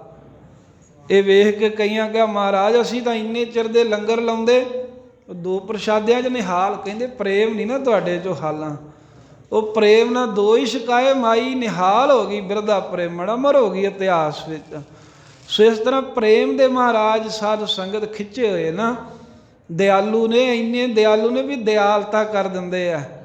ਉਹ ਅਗਲੇ ਦਿਨ ਫਿਰ ਜਦੋਂ ਸ਼ਿਕਾਰ ਚੱਲੇ ਸੀ ਨਾ, ਇਹਦੇ ਨਾਲ ਹੀ ਉਹ ਪ੍ਰਸੰਗ ਮਿਲਦਾ। ਸਿੱਖਾਂ ਸੋਚਿਆ ਵੀ ਮਹਾਰਾਜ ਨੂੰ ਸ਼ਿਕਾਰ ਖੇਡਣ ਗਿਆ ਭੁੱਖ ਲੱਗ ਜਾਂਦੀ ਹੈ। ਉਹਨਾਂ ਨੇ ਕੀ ਕੀਤਾ ਵੀ ਮਹਾਰਾਜ ਘੋੜੇ 'ਤੇ ਚੜ੍ਹ ਕੇ ਤੇ ਉਹ ਭੱਜੇ ਹੋਏ ਪ੍ਰਸ਼ਾਦੇ ਲੈ ਕੇ ਆਏ। ਮਹਾਰਾਜ ਛਕ ਲਓ ਫਿਰ ਭੁੱਖ ਲੱਗਦੀ। ਗੁਰੂ ਸਾਹਿਬ ਉਹਨਾਂ ਨੂੰ ਪੈ ਗਏ। ਮਹਾਰਾਜ ਵੀਰਾਸ 'ਚ ਆ ਕੇ ਦਬਕਾ ਮਾਰਿਆ, ਕਹਿੰਦੇ ਤੁਹਾਨੂੰ ਮਰਿਆਦਾ ਦਾ ਕੋਈ ਪਤਾ ਨਹੀਂ ਵੀ ਘੋੜੇ 'ਤੇ ਚੜ੍ਹੇ ਅਸੀਂ ਪ੍ਰਸ਼ਾਦਾ ਛਕਾਂਗੇ, ਕੋਈ ਜਲ ਨਹੀਂ ਵਰਤਾਉਣਾ, ਕੋਈ ਮਰਿਆਦਾ, ਕੋਈ ਨਿਯਮ ਨਹੀਂ ਹੁੰਦਾ। ਉਹ ਢਿੱਲੇ ਜਿਹੇ ਹੋ ਗਏ। ਮਹਾਰਾਜ ਕੱਲ੍ਹ ਤਾਂ ਤੁਸੀਂ ਉੱਦਾਂ ਹੀ ਛਕ ਲਿਆ। ਸਾਹਿਬ ਕਹਿੰਦੇ ਵੀ ਉਹਦਾ ਪ੍ਰੇਮ ਦੀ ਖਿੱਚ ਸੀ, ਪਰ ਮਰਿਆਦਾ ਤੇ ਮਰਿਆਦਾ ਹੀ ਆ ਨਾ। ਸੋ ਇਸ ਤਰ੍ਹਾਂ ਦਿਆਲੂ ਹੋ ਜਾਂਦੇ ਨੇ ਮਹਾਰਾਜ। ਹੇ ਮਹਾਰਾਜ ਤੁਸੀਂ ਬਹੁਤ ਹੀ ਦਇਆਵਾਨ ਹੋ, ਬਹੁਤ ਹੀ ਦਿਆਲਤਾ ਕਰਦੇ ਹੋ। ਮਾਈ ਥਾਨ ਗੁਰਦੁਆਰਾ ਹੈ ਸਾਧ ਸੰਗਤ ਆਗਰੇ, ਉਹ ਵੀ ਮਹਾਰਾਜ ਨੂੰ ਇੱਦਾਂ ਹੀ ਯਾਦ ਕਰਦੀ ਸੀ ਮਾਈ। ਗੁਰੂ ਤੇਗ ਬਹਾਦਰ ਸਾਹਿਬ ਉੱਥੇ ਪਹੁੰਚੇ, ਉਹਨੇ ਵੀ ਇੱਕ ਥਾਨ ਕੱਪੜੇ ਦਾ ਹੀ ਬਣਾਇਆ ਸੀ। ਕਹਿੰਦੀ ਮਹਾਰਾਜ ਆ ਜਾਓ ਆਗਰੇ, ਇੱਥੋਂ ਲੈ ਜਾਓ, ਮੈਂ ਕਿੱਥੇ ਆਵਾਂ, ਅਨੰਦਪੁਰ ਸਾਹਿਬ ਬੜੀ ਦੂਰ ਹੈ। ਉਹ ਸਤਿਗੁਰੂ ਜਦੋਂ ਫਿਰ ਸ਼ਹਾਦਤ ਦੇਣ ਗਏ, ਪਹਿਲਾਂ ਉਹ ਮਾਈ ਕੋਲ ਗਏ ਵੀ ਲਿਆ ਮਾਈ ਜੋ ਤੂੰ ਸਾਡੇ ਲਈ ਬਣਾਇਆ। ਉਹ ਸਾਰਾ ਹੀ ਮਹਾਰਾਜ ਸਾਹਿਬ ਦੇ ਸਿੱਖਾਂ ਨੂੰ ਇਹ ਥਾਨ ਭੇਟ ਕਰਤਾ। ਗੁਰਦੁਆਰੇ ਦਾ ਨਾਮ ਹੀ ਮਾਈ ਥਾਨ ਹੈ। ਸੋ ਇਸ ਤਰ੍ਹਾਂ ਇਹ ਸਾਖੀਆਂ ਦਾ ਭਾਵ ਹੈ ਵੀ ਵਾਹਿਗੁਰੂ ਬੜਾ ਹੀ ਦਿਆਲੂ ਹੈ। ਮਹਾਰਾਜ ਸਾਹਿਬ ਜੀ ਦਇਆ ਕਰ ਦਿੰਦੇ ਆ ਜੇ ਉਹਨਾਂ ਦੇ ਨਾਲ ਕੋਈ ਪ੍ਰੇਮ ਕਰੇ। ਗੁਰੂ ਕਲਗੀਧਰ ਸਾਹਿਬ ਦੇ ਅੱਗੇ ਖਲੋਤੀ ਇੱਕ ਮਾਤਾ ਬਿਰਧ, ਉਹ ਅਨੰਦਪੁਰ ਸਾਹਿਬ ਹੀ ਆਈ ਸੀ। ਕਹੀ ਜਾਵੇ ਮਹਾਰਾਜ ਤੂੰ ਪਾਪੀ ਹੋਂ ਬਖਸ਼ਣਹਾਰ, ਤੂੰ ਪਾਪੀ ਹੋਂ ਬਖਸ਼ਣਹਾਰ, ਇੱਦਾਂ ਕਹੀ ਜਾਵੇ। ਉਹ ਲਾਗਿਓਂ ਸਿੰਘ ਪੈ ਗਏ। ਕਹਿੰਦੇ ਮਾਈ ਵੀ ਤੂੰ ਮਹਾਰਾਜ ਨੂੰ ਕੀ ਕਹਿ ਰਹੀ ਹੈ? ਗੁਰੂ ਸਾਹਿਬ ਕਹਿੰਦੇ ਵੀ ਇਹ ਅੰਦਰ ਇਹਦੇ ਪ੍ਰੇਮ ਹੈ, ਅਤੇ ਕਹਿ ਤਾਂ ਅੰਦਰੋਂ ਇਹੀ ਰਹੀ ਹੈ ਵੀ ਮੈਂ ਪਾਪੀਆਂ ਦੇ ਮਹਾਰਾਜ ਤੂੰ ਬਖਸ਼ਣਹਾਰ ਹੈ। ਪਰ ਇੰਨੀ ਪ੍ਰੇਮ ਦੇ ਵਿੱਚ ਇਹ ਜੋ ਮਾਈ ਭਿੱਜੀ ਹੋਈ, ਇਹਨੂੰ ਇਹ ਨਹੀਂ ਪਤਾ ਵੀ ਜ਼ਬਾਨ ਦੇ ਵਿੱਚੋਂ ਸ਼ਬਦ ਮੈਂ ਕੀ ਕਹਿ ਰਹੀ ਹਾਂ, ਅੰਦਰੋਂ ਭਾਵਨਾ ਨਾਲ ਉਹੀ ਕਹਿ ਰਹੀ ਹੈ। ਸੋ ਮਹਾਰਾਜ ਕਹਿੰਦੇ ਉਹਨੂੰ ਕਹੀ ਜਾਣ ਦਿਓ। ਜੋ ਕਹਿੰਦੀ ਉਹ ਕਹੀ ਗਈ ਕਿੰਨਾ ਹੀ ਚਿਰ, ਮਹਾਰਾਜ ਤੂੰ ਪਾਪੀ ਹੋ ਬਖਸ਼ਣਹਾਰ। ਮਹਾਰਾਜ ਫਿਰ ਵੀ ਦਿਆਲੂ ਹੋ ਗਏ, ਨਿਹਾਲ ਕਰਤਾ ਉਸ ਮਾਈ ਨੂੰ। ਅੰਦਰ ਦਾ ਪ੍ਰੇਮ ਸਤਿਗੁਰੂ ਸਾਹਿਬ ਵੇਖਦੇ ਨੇ। ਅਤੇ ਤੀਸਰੇ ਪਾਤਸ਼ਾਹ ਇੱਥੇ ਇਹੀ ਬਖਸ਼ਿਸ਼ ਕਰ ਰਹੇ ਨੇ, ਤੂੰ ਦਇਆਲ ਕਿਰਪਾਲ। ਇਹ ਵਾਹਿਗੁਰੂ ਤੂੰ ਬਹੁਤਾ ਹੀ ਦਿਆਲੂ ਹੈ, ਦਇਆ ਕਰੀ ਜਾਣਾ ਹੈ, ਕਰੀ ਜਾਣਾ ਹੈ। ਅਤੇ ਕਿਰਪਾਲ, ਕਿਰਪਾ ਦਾ ਵੀ ਘਰ ਹੈ। ਕਿਰਪਾ ਕਰਨ ਲੱਗਿਆ ਮਹਾਰਾਜ ਤੂੰ ਟਲਦਾ ਨਹੀਂ ਹੈ, ਕਿਰਪਾ ਕਰੀਓ ਹੀ ਜਾਣਾ। ਇੱਥੋਂ ਤੀਕਰ ਵੀ ਪਾਪੀਆਂ ਦੇ ਵੀ ਕਿਰਪਾ ਕਰਦਾ, ਭਗਤਾਂ ਦੇ ਤਾਂ ਕਰਨੀ ਹੈ, ਜਿਹੜਾ ਤੇਰੇ ਨਾਮ ਜਪਦੇ ਉਹਨਾਂ ਦੇ ਤਾਂ ਤੂੰ ਕਰਨੀ ਹੈ। ਜੇ ਕਿਤੇ ਪਾਪੀ ਵੀ ਕਹਿ ਦੇ ਨਾ ਮਹਾਰਾਜ ਮੈਂ ਪਾਪ ਕੀਤਾ ਬਖਸ਼ ਲਓ, ਉਹਨਾਂ 'ਤੇ ਵੀ ਕਿਰਪਾ ਕਰ ਦਿੰਦਾ ਏ। ਤੇ ਫਿਰ ਹੇ ਸੋਈ ਉਹੀ ਮਹਾਰਾਜ ਤੂੰ ਪ੍ਰਭੂ ਜੀ ਉਹ ਸਾਡਾ ਮਾਲਕ ਹੈ, ਕਿਰਪਾਲੂ ਦਿਆਲੂ। ਜਾਂ ਮਹਾਰਾਜ ਦਿਆਲ ਤੂੰ ਪਿੱਛੇ ਵੀ ਸੀ, ਕਿਰਪਾਲੂ ਤੂੰ ਹੁਣ ਵੀ ਹੈ, ਤੇ ਤੂੰ ਹੀ ਸੋਈ ਅੱਗੇ ਨੂੰ ਵੀ ਮਹਾਰਾਜ ਪ੍ਰਭੂ ਸਮਰੱਥ ਹੋਵੇਗਾ।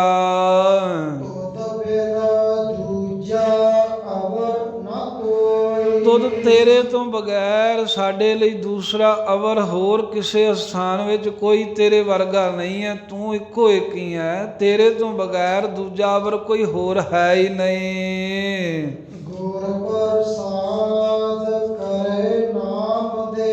ਮਹਾਰਾਜ ਜਿਨ੍ਹਾਂ ਦੇ ਉੱਤੇ ਤੇਰਾ ਰੂਪ ਗੁਰੂ ਸਾਹਿਬ ਜੀ ਕਿਰਪਾ ਕਰਦੇ ਨੇ, ਉਹਨਾਂ ਨੂੰ ਤੇਰਾ ਨਾਮ ਜਪਣ ਵਾਸਤੇ ਦੇ ਦਿੰਦੇ, ਨਾਮ ਦੀ ਦਾਤ ਬਖਸ਼ਦੇ, ਨਾਮ ਦਾ ਦਾਨ ਦਿੰਦੇ ਨੇ। ਨਾਮੇ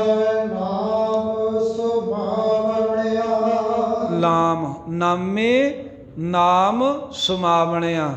ਅਤੇ ਹੇ ਨਾਮੀ ਪਰਮੇਸ਼ਰ ਵਾਹਿਗੁਰੂ ਜੀ, ਉਹ ਤੇਰੇ ਫਿਰ ਨਾਮ ਨੂੰ ਜਪਦੇ ਆ, ਆਪ ਜੀ ਦੇ ਸਰੂਪ ਦੇ ਵਿੱਚ ਹੀ ਸਮਾਵਣਿਆ, ਸਮਾ ਜਾਂਦੇ, ਅਭੇਦ ਹੋ ਜਾਂਦੇ ਹਨ। ਤੂੰ ਆਪੇ ਸੱਚਾ ਸਿਰਜਣਹਾਰਾ।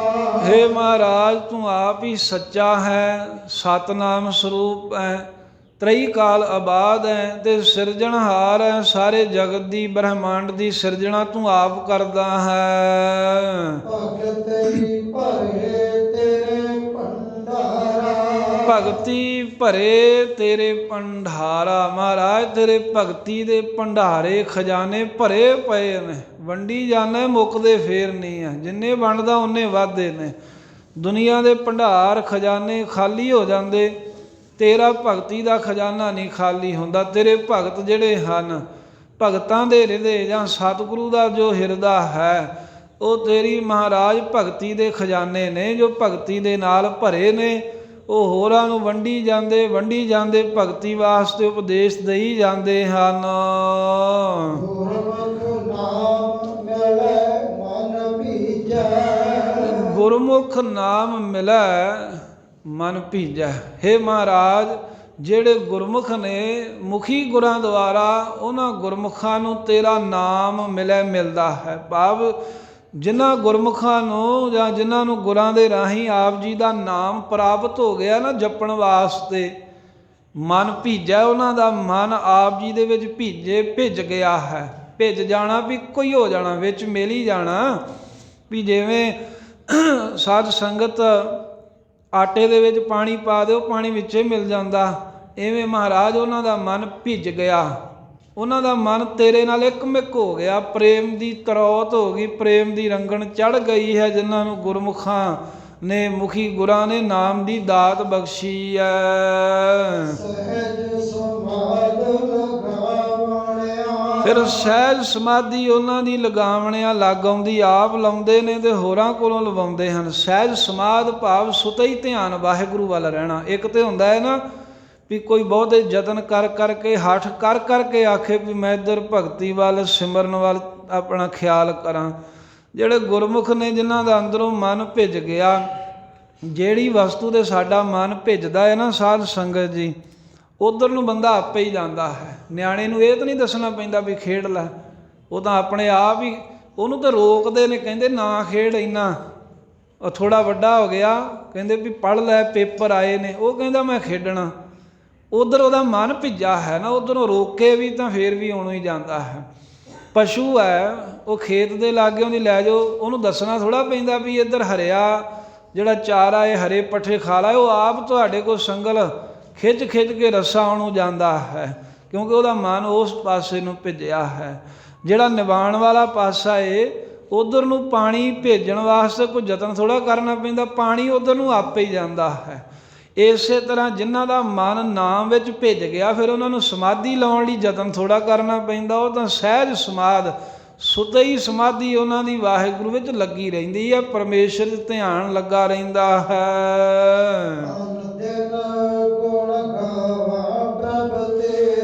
ਧੰਨ ਗੁਰੂ ਅਮਰਦਾਸ ਵਾਹਿਗੁਰੂ। ਗੁਰੂ ਰਾਮਦਾਸ ਸਾਹਿਬ ਜੀ ਕਹਿੰਦੇ ਨੇ, ਚੌਥੇ ਪਾਤਸ਼ਾਹ, ਆਨ ਦਿਨ ਗੁਣ ਗਾਵਾ ਪ੍ਰਭ ਤੇਰੇ।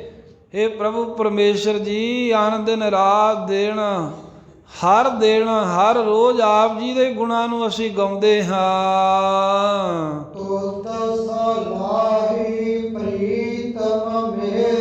हे मेरे प्रीतम आत्मा, जिंद जान तो भी प्यारे वाहिगुरू, सदा तेरी ही सलाहदा करदे हैं, तुद सलाही गुण गाउंदे हां। हे मेरे प्यारे वाहिगुरू, तेरी ही सलाह करदे, तेरी सलाहगा, तेरियां सिफतां करदे हां।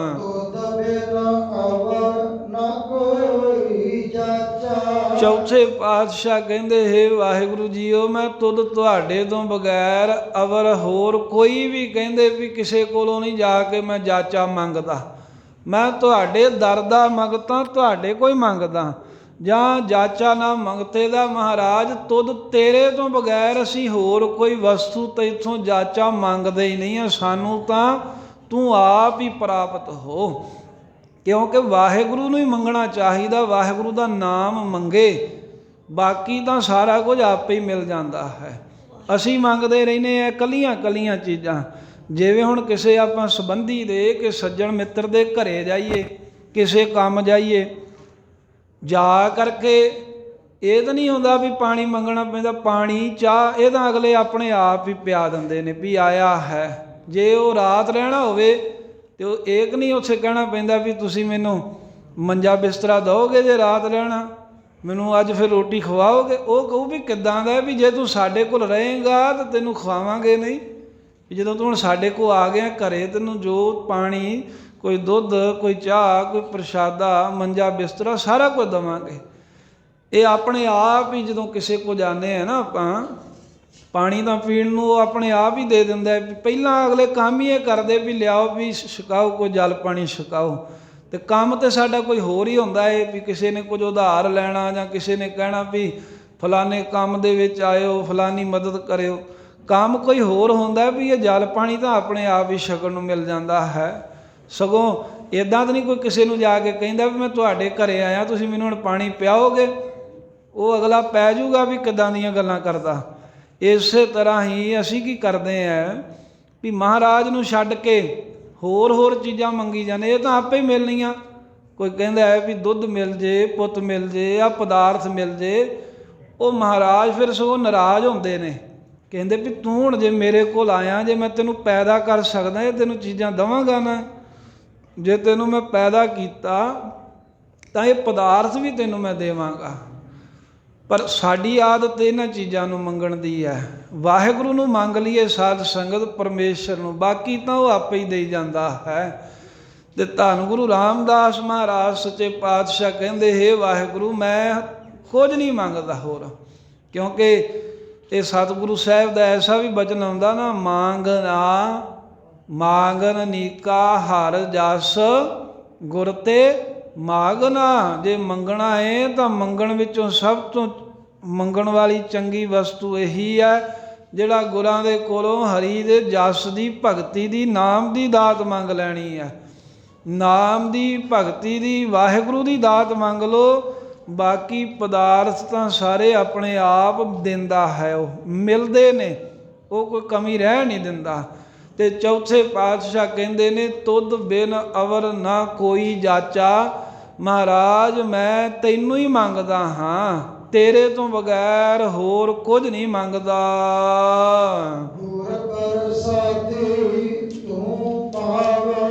ਪਰ ਮਹਾਰਾਜ ਤੂੰ ਗੁਰਾਂ ਦੀ ਕਿਰਪਾ ਨਾਲ ਹੀ ਪਾਵਣਿਆ ਪ੍ਰਾਪਤ ਹੁੰਦਾ ਹੈ। ਜੇ ਗੁਰੂ ਖੁਸ਼ ਹੋਵੇ ਤਾਂ ਤੂੰ ਪ੍ਰਾਪਤ ਹੋ ਜਾਣਾ, ਮਿਲ ਪੈਂਦਾ ਹੈ।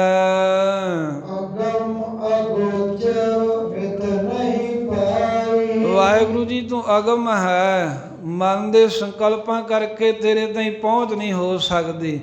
ਮਨ ਦੀਆਂ ਸੋਚਾਂ ਨਾਲ ਵਾਹਿਗੁਰੂ ਤੈਨੂੰ ਮਿਲ ਨਹੀਂ ਸਕਦੇ। ਅਗੋਚਰ ਸਾਡੇ ਇੰਦਰੀਆਂ ਦਾ ਅਵਿਸ਼ਾ ਹੈ, ਇੰਦਰੀਆਂ ਕਰਕੇ ਵੀ ਤੂੰ ਪ੍ਰਾਪਤ ਨਹੀਂ ਹੁੰਦਾ। ਮਿੱਤ ਨਹੀਂ ਪਾਈ ਅਤੇ ਤੇਰੀ ਪ੍ਰਾਪਤੀ ਦੀ ਜਾਂ ਤੇਰੀ ਮਰਿਆਦਾ ਦੀ ਮਹਾਰਾਜ ਕੋਈ ਕੀਮਤ ਨਹੀਂ ਪਾ ਸਕਦਾ।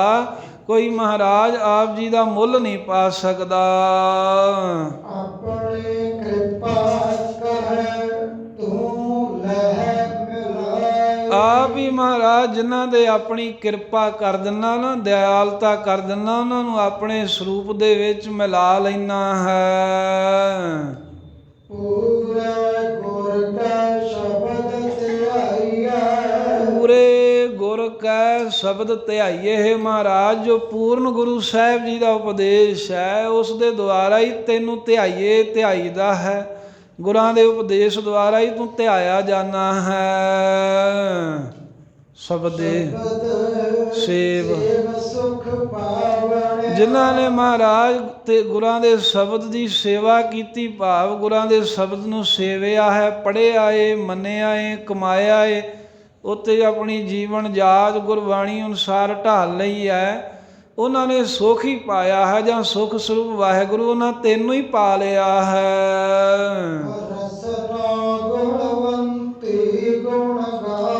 ਉਹ ਰਸਨਾ, ਉਹ ਜ਼ੁਬਾਨ ਗੁਣਵੰਤੀ ਹੈ, ਸੋਭਾ ਵਾਲੀ ਹੈ। ਉਹ ਰਸਨਾ ਪਰਉਪਕਾਰ ਵਾਲੀ ਹੈ। ਉਹ ਰਸਨਾ ਧਨਤਾ ਦੇ ਯੋਗ ਹੈ। ਕਿਹੜੀ ਗੁਣ ਗਾਵੈ, ਜਿਹੜੀ ਵਾਹਿਗੁਰੂ ਦੇ ਗੁਣਾਂ ਨੂੰ ਗਾਉਂਦੀ ਹੈ। ਕਿਉਂਕਿ ਵੇਖੋ ਮਹਾਰਾਜ ਨੇ ਦੂਜੇ ਪਾਸੇ ਐਸਾ ਵੀ ਬਚਨ ਕਿਹਾ ਵੀ ਰਸਨਾ ਜਪੈ ਨਾ ਨਾਮ ਤਿਲ ਤਿਲ ਕਰ ਕੱਟੀ ਹੈ। ਜਿਹੜੀ ਜ਼ੁਬਾਨ ਰੱਬ ਦਾ ਨਾਂ ਨਹੀਂ ਲੈਂਦੀ, ਸ਼ੁਕਰਾਨਾ ਨਹੀਂ ਕਰਦੀ, ਉਹ ਕਹਿੰਦੇ ਤਿਲ ਤਿਲ ਕਰਕੇ ਕੱਟ ਦਿੱਤੀ ਜਾਵੇ। ਤੇ ਜਿਹੜੇ ਨਾਮ ਜਪਦੇ ਨੇ ਸਾਹਿਬ ਕਹਿੰਦੇ ਉਹ ਰਸਨਾ ਗੁਣਵੰਤੀ ਹੈ, ਗੁਣਾਂ ਵਾਲੀ ਹੈ। ਉਹ ਜੀਭਾ ਧਨਤਾ ਜੋਗ ਹੈ, ਪਰਉਪਕਾਰ ਵਾਲੀ ਹੈ। ਗੁਣ ਗਾਵੇ ਜਿਹੜੀ ਜ਼ਬਾਨ ਵਾਹਿਗੁਰੂ ਦੇ ਗੁਣਾਂ ਨੂੰ ਗਾਉਂਦੀ ਹੈ। ਨਾਮ ਸਲਾਹੇ ਸੱਚੇ ਭਾਵੈ, ਜਿਹੜਾ ਨਾਮ ਸਲਾਹੇ ਸੱਚੇ ਭਾਵੈ, ਜ਼ਬਾਨ ਨਾਲ ਵਾਹਿਗੁਰੂ ਦੇ ਨਾਮ ਦੀ ਸ਼ਲਾਘਾ ਕਰਦਾ ਏ, ਉਹ ਸੱਚੇ ਅਕਾਲ ਪੁਰਖ ਵਾਹਿਗੁਰੂ ਨੂੰ ਭਾ ਜਾਂਦਾ ਏ। ਗੁਰਮੁਖ ਸਦਾ ਰਹਿ ਰੰਗ ਰਤੀ, ਜਿਹੜੇ ਗੁਰਮੁਖ ਨੇ ਉਹਨਾਂ ਦੀ ਬਿਰਤੀ ਸਦਾ ਹੀ ਵਾਹਿਗੁਰੂ ਦੇ ਪ੍ਰੇਮ ਰੰਗ ਦੇ ਵਿੱਚ ਹੀ ਰੰਗੀ ਰਹਿੰਦੀ ਹੈ। ਦਿਲ ਸੱਚੇ ਸੋਢਾ ਪਾਵਣਿਆ, ਤੇ ਉਹ ਨਾਮ ਜਪਦਿਆਂ ਮਿਲ ਸੱਚੇ ਸੋਭਾ ਪਾਵਣਿਆ, ਸੱਚੇ ਵਾਹਿਗੁਰੂ ਨਾਲ ਮਿਲ ਜਾਂਦੇ ਨੇ ਤੇ ਵਾਹਿਗੁਰੂ ਦੇ ਦਰ ਤੇ ਸੋਭਾ ਪਾਉਂਦੇ ਹਨ। ਮਨ ਮੁਖ ਕਰਮ ਕਰੇ ਓੰਕਾਰੀ, ਮਨਮੁਖ ਕਰਮ ਕਰੇ ਅਹੰਕਾਰੀ। ਜਿਹੜਾ ਮਨਮੁਖ ਹੈ ਨਾ ਉਹ ਗੁਰਮੁਖਾਂ ਵਾਲੇ ਕਰਮ ਤਾਂ ਕਰਦਾ, ਪਰ ਕਰਮ ਕਰਦਿਆਂ ਹੋਇਆ ਅਹੰਕਾਰੀ ਹੰਕਾਰ ਕਰਦਾ, ਹੰਕਾਰ ਬਹੁਤ ਕਰਦਾ। ਕਹਿੰਦਾ ਜੀ ਮੈਂ 2 ਘੰਟੇ ਸੇਵਾ ਕੀਤੀ, ਇਹਦਾ ਦਿਓ ਮੈਨੂੰ ਫਲ, ਮੈਂ ਇੰਨੇ ਪਾਠ ਕੀਤੇ, ਮੈਂ ਆਹ ਛਕਾਤਾ ਫਲਾਣੇ ਨੂੰ, ਆਹ ਲੰਗਰ ਲਾਤਾ, ਆਹ ਕਰਤਾ, ਉਹ ਕਰਤਾ। ਉਹ ਮਨਮੁਖ ਕਰਮ ਤਾਂ ਕਰਦਾ ਏ, ਪਰ ਕਰਮ ਕਰਦਿਆਂ ਹੰਕਾਰ ਬਹੁਤ ਕਰਦਾ ਹੈ, ਫਿਰ ਉਹ ਖਾਲੀ ਰਹਿ ਜਾਂਦਾ। ਸਗੋਂ ਮੰਗਣਾ ਤਾਂ ਸੀ ਮਹਾਰਾਜ ਦੀ ਦਇਆ, ਸੇਵਾ ਕਰੀ ਜਾਵੇ, ਬਾਣੀ ਪੜ੍ਹੀ ਜਾਵੇ, ਬਸ ਜਾਂਦਿਆਂ ਮਹਾਰਾਜ ਕਿਰਪਾ ਰੱਖਿਓ। ਉਹ ਕੁਝ ਨਹੀਂ ਮੰਗਿਆ, ਉਹਨੇ ਸਾਰਾ ਕੁਝ ਹੀ ਪ੍ਰਾਪਤ ਕਰ ਲਿਆ। ਜਿਹਨੇ ਆਪਣਾ 2 ਘੰਟੇ 3 ਘੰਟੇ ਲਾ ਕੇ ਕਹਿਤਾ ਵੀ ਮੈਂ ਆਹ ਕੀਤਾ ਜਾਂ ਮੈਂ ਇੰਨੇ ਪਾਠ ਕੀਤੇ, ਮੈਨੂੰ ਆਹ ਦੇ ਦਿਓ, ਉਹ ਫਿਰ ਉਹਨੇ ਕੀ ਜੋਗਾ ਰਹਿ ਜਾਂਦਾ ਹੈ, ਖੁਸ਼ੀ ਵੀ ਨਹੀਂ ਮਿਲਦੀ। ਜਿਹੜਾ ਸੇਵਾ ਸਿਮਰਨ ਕਰਦਿਆਂ ਕਹਿ ਜਾਂਦਾ ਮਹਾਰਾਜ ਬਸ ਕਿਰਪਾ ਹੀ ਰੱਖਿਓ, ਜਿੱਤੇ ਕਿਰਪਾ ਵਾਹਿਗੁਰੂ ਦੀ ਹੋ ਗਈ ਸਾਧ ਸੰਗਤ, ਫਿਰ ਪਿੱਛੇ ਕੀ ਰਹਿ ਗਿਆ। ਸੋ ਧੰਨ ਗੁਰੂ ਰਾਮਦਾਸ ਸਾਹਿਬ ਜੀ ਕਹਿੰਦੇ ਨੇ ਮਨਮੁਖ ਜਿਹੜੇ ਨੇ ਉਹ ਕਰਮ ਕਰਦੇ ਹੋਏ ਅਹੰਕਾਰੀ ਹੰਕਾਰੀ ਹੋਏ ਰਹਿੰਦੇ, ਆਫਰੇ ਰਹਿੰਦੇ ਨੇ, ਜਾਂ ਹੰਕਾਰ ਦੇ ਸਹਿਜ ਹੀ ਕਰਮ ਕਰਦੇ ਹਨ, ਮੈਂ ਕਰਦੇ ਲੋਕਾਂ ਨੂੰ ਦੱਸਦੇ ਫਿਰਦੇ ਹਨ। ਆ ਜਿਹੜੇ ਲੱਗੇ ਹੁੰਦੇ ਆ ਸਾਧ ਸੰਗਤ, ਆ ਪੱਥਰ ਜੇ ਨੀਂਹ ਪੱਥਰ ਲੱਗੇ ਹੁੰਦੇ, ਇਹ ਕੀ ਆ, ਦੱਸਣ ਵਾਸਤੇ ਹੀ ਹੁੰਦੇ ਆ ਸਭ। ਜਿਹੜਾ ਵੀ ਜਿਹਦਾ ਕੋਈ ਜ਼ੋਰ ਹੋਵੇ, ਜਦੋਂ ਉਹ ਕੋਈ ਕੰਮ ਕਰਦਾ ਉਹ ਤਾਂ ਲਿਖਦੇ ਵੀ ਆਹ ਫਲਾਨਾ ਕੰਮ ਫਲਾਣੇ ਨੇ ਕੀਤਾ, ਉਹ ਆਪਣਾ ਨਾਮ ਪੱਥਰ 'ਤੇ ਲਿਖਾਉਂਦੇ ਨੇ। ਇਹ ਮਨਮੁਖਾਂ ਵਾਲੇ ਹੀ ਕਰਮ ਨੇ। ਕੋ ਨੇ ਵੀ ਪਤਾ ਹੀ ਨਹੀਂ, ਕਹਿੰਦੇ ਵੀ ਆਹ ਕਿਹਨੇ ਬਣਾਤਾ, ਆ ਬੜਾ ਸੋਹਣਾ ਹੈ ਵੀ, ਕਹਿੰਦੇ ਪਤਾ ਹੀ ਨਹੀਂ ਕੋਈ ਵੀ ਕੋਈ ਸੇਵਾ ਕਰ ਗਿਆ, ਆਹ ਕਿੱਥੋਂ ਵਸਤੂ ਆਈ, ਕਹਿੰਦੇ ਦੱਸਿਆ ਹੀ ਨਹੀਂ ਕਿਸੇ ਨੇ। ਉਹ ਕਈ ਐਸੇ ਨੇ, ਉਹ ਵਿਰਲੇ ਹੁੰਦੇ ਨੇ, ਉਹ ਕਿਰਪਾ ਹੀ ਮੰਗਦੇ ਹਨ। ਬਹੁਤੇ ਮਨਮੁਖ ਹੰਕਾਰ ਦੇ ਸਹਿਜ ਹੀ ਕਰਮ ਕਰਦੇ ਨੇ।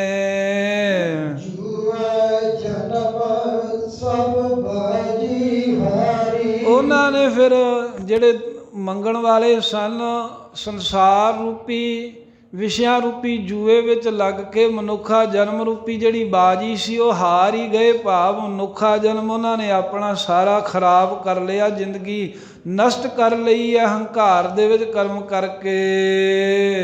ਅੰਤਰ ਲੋਭ ਅੰਤਰ ਲੋਭ, ਕਿਉਂਕਿ ਅੰਦਰ ਲੋਭ ਹੈ ਤੇ ਲੋਭ ਕਰਕੇ ਮਹਾਂ ਗੁਬਾਰਾ, ਮਹਾਂ ਬਹੁਤ ਹੀ ਵੱਡਾ ਗਿਆਨਤਾ ਦਾ ਗੁਬਾਰ, ਗਾੜਾ ਹਨੇਰਾ ਬਣਿਆ ਰਹਿੰਦਾ ਏ। ਆ ਫਿਰ ਕੇ ਮੁੜ ਕੇ ਵਾਰ ਗਿਆਨਤਾ ਕਰਕੇ ਹੀ ਆਉਣਾ ਜਾਣਾ ਪੈਂਦਾ। ਜਦੋਂ ਹਨੇਰਾ ਹੋਵੇ, ਇੱਕ ਤਾਂ ਹੈ ਨਾ ਵੀ ਨੇਤਰਹੀਣ, ਉਹਨੂੰ ਹੁੰਦਾ ਵੀ ਔਖਾ ਹੈ ਵੀ ਕਿਧਰੇ ਆਉਣਾ ਜਾਣਾ। ਜਿਹੜਾ ਅੱਖਾਂ ਵਾਲਾ ਵੀ ਹੋਵੇ, ਪਰ ਜੇ ਹਨੇਰਾ ਹੀ ਹੋਵੇ ਨਾ, ਕੁੱਪ ਹਨੇਰਾ, ਉਹ ਵੀ ਕਦੀ ਸੱਜੇ ਖੱਬੇ ਨੂੰ ਹੱਥ ਮਾਰਦਾ ਫਿਰੂਗਾ, ਟਾਹੁੰਦਾ ਫਿਰੂਗਾ ਵੀ ਕਿਤੇ ਮੈਂ ਡਿੱਗ ਜਾਵਾਂ ਵੱਜ ਨਾ ਜਾਵਾਂ। ਇਸੇ ਤਰ੍ਹਾਂ ਜਿਨ੍ਹਾਂ ਨੂੰ ਅਗਿਆਨਤਾ ਦਾ ਹਨੇਰਾ ਹੈ, ਉਹ ਵੀ ਧੱਕੇ ਹੀ ਖਾਂਦੇ ਨੇ, ਕਦੀ ਕਿਸੇ ਜੂਨ 'ਚ ਡਿੱਗਦੇ ਨੇ, ਕਦੀ ਕਿਸੇ ਜੂਨ ਦੇ ਵਿੱਚ। ਫਿਰ ਕੇ ਮੁੜ ਕੇ ਆਉਣਾ ਜਾਣਾ ਬਣਿਆ ਰਹਿੰਦਾ ਹੈ। ਗੁਰੂ ਰਾਮਦਾਸ ਸਾਹਿਬ ਕਹਿੰਦੇ ਵੀ ਜਗਤ ਦਾ ਕਰਤਾ ਕਰਨਹਾਰ ਜੋ ਵਾਹਿਗੁਰੂ ਹੈ ਨਾ, ਆਪ ਹੀ ਉਹ ਪਰਮੇਸ਼ਰ ਵਡਿਆਈ ਜਿਨ੍ਹਾਂ ਨੂੰ ਬਖਸ਼ ਦਿੰਦਾ ਹੈ। ਲਿਖਤ ਪਰਮੇਸ਼ਰ ਵਾਹਿਗੁਰੂ ਆਪ ਉਹਨਾਂ ਨੂੰ ਕਰਤਾ ਪੁਰਖ ਆਪਣੇ ਨਾਮ ਜਪਣ ਦੀ ਵਡਿਆਈ ਦਿੰਦਾ ਜਿਨ੍ਹਾਂ ਦੇ ਕਹਿੰਦੇ ਮੱਥੇ ਤੇ ਆਪ ਧੁਰੋਂ ਹੀ ਉਹਨੇ ਲਿਖਤ ਪਾ ਦਿੱਤੀ ਹੈ, ਧੁਰੋਂ ਹੀ ਲਿਖ ਦਿੱਤਾ ਵੀ ਇਹ ਨਾਮ ਜਪੇਗਾ। ਨਾਨਕ ਨਾਮ ਮਿਲੇ ਭਉ ਭੰਜਨ। ਧੰਨ ਗੁਰੂ ਰਾਮਦਾਸ ਸਾਹਿਬ ਸੱਚੇ ਪਾਤਸ਼ਾਹ ਕਹਿੰਦੇ ਵੀ ਸਭ ਤਰ੍ਹਾਂ ਦੇ ਭਉ, ਡਰ, ਜੰਮਣ ਮਰਨ ਦੇ ਭੈ ਨੂੰ, ਜਮਾ ਦੇ ਭੈ ਨੂੰ ਭੰਜਨ ਜੋ ਨਾਸ਼ ਕਰਨ ਵਾਲਾ ਪਰਮੇਸ਼ਰ ਦਾ ਨਾਮ ਹੈ। ਇਹ ਵਾਹਿਗੁਰੂ ਦਾ ਨਾਮ ਉਹਨਾਂ ਨੂੰ ਮਿਲਦਾ ਹੈ। ਗੁਰ ਸ਼ਬਦੀ ਸੁਖ ਪਾਵਣਿਆ। ਤੇ ਗੁਰਾਂ ਦੇ ਸ਼ਬਦ ਦੇ ਦੁਆਰਾ ਉਹ ਸਦਾ ਸੁਖ ਹੀ ਪਾਉਂਦੇ ਨੇ। ਸ਼ਬਦ ਦੀ ਕਮਾਈ ਕਰਕੇ, ਸ਼ਬਦ ਦਾ ਅਭਿਆਸ ਕਰਕੇ ਸਦਾ ਆਨੰਦ ਪਾਉਂਦੇ ਹਨ। ਵਾਹਿਗੁਰੂ ਨੇ ਆਪ ਹੀ ਜਿਨ੍ਹਾਂ ਨੂੰ ਵਡਿਆਈ ਦੇਣੀ ਹੈ ਉਹਨਾਂ ਦੇ ਮੱਥੇ ਤੇ ਲਿਖ ਦਿੰਦਾ ਧੁਰੋਂ। ਜੇ ਕਿਸੇ ਦੇ ਧੁਰੋਂ ਨਹੀਂ ਵੀ ਲਿਖਿਆ, ਉਹਦੇ ਇੱਥੇ ਮਹਾਰਾਜ ਸਾਹਿਬ ਜੀ ਸਤ ਸੰਗਤ ਦੇ ਰਾਹੀਂ ਗੁਰੂ ਵੀ ਲਿਖਤ ਕਰ ਦਿੰਦੇ, ਗੁਰਾਂ ਰਾਹੀਂ ਲਿਖਾ ਕੇ ਉਹਨਾਂ ਨੂੰ ਨਾਮ ਜਪਣ ਦੀਆਂ, ਗੁਰਬਾਣੀ ਸ਼ਬਦ ਅਭਿਆਸ ਦੀਆਂ ਵਡਿਆਈਆਂ ਬਖਸ਼ ਕੇ